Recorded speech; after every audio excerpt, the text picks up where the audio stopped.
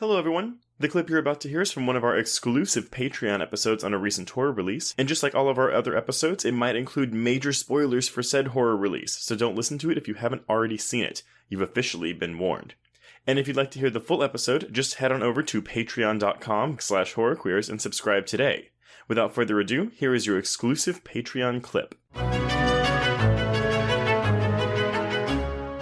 Okay, so after the number, we cut outside, and Jules is still in girl drag, so we're still looking at Aphrodite, and she discovers that she is out of cigarettes, so she heads down this dark street.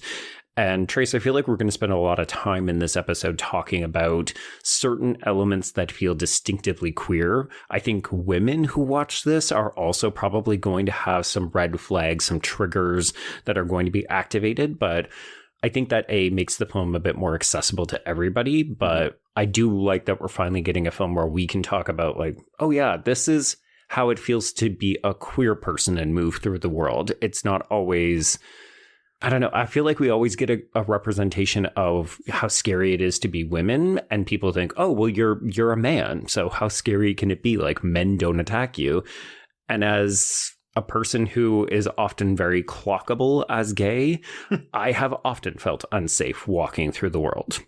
That's okay. I'm sorry. I want to dig into this because I feel like I'm the more flamboyant one between the two of us. So this is probably from your 4 decades on this earth of like learning this. But like, in what way do you think you are very clockable as a gay man?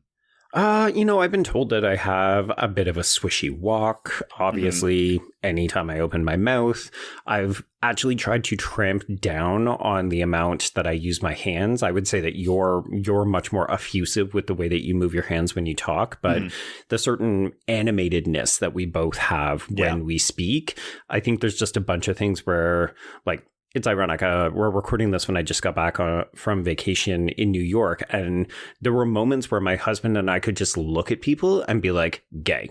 Like, it's a look. There's just a thing that people can immediately spot. And sometimes that's great when you're within members of the community. And it can also be really intimidating if you don't feel comfortable with the people you're around. I don't want to be clocked anymore. Oh, yeah. No. It's very much, it's not the same as code switching, I guess, but it's kind of in that same area where it's like, yeah, if I'm in a city like New York, I will be flamboyant and I'm advertising the fact that I am a queer person. But if I'm in, Fredericksburg, Texas, which is where my husband and I like to go vacation sometimes, but it's a small town in Texas, it's very much like a no kissing, no holding hands, butch it up a little bit, which, by the way, me trying to butch it up does not work.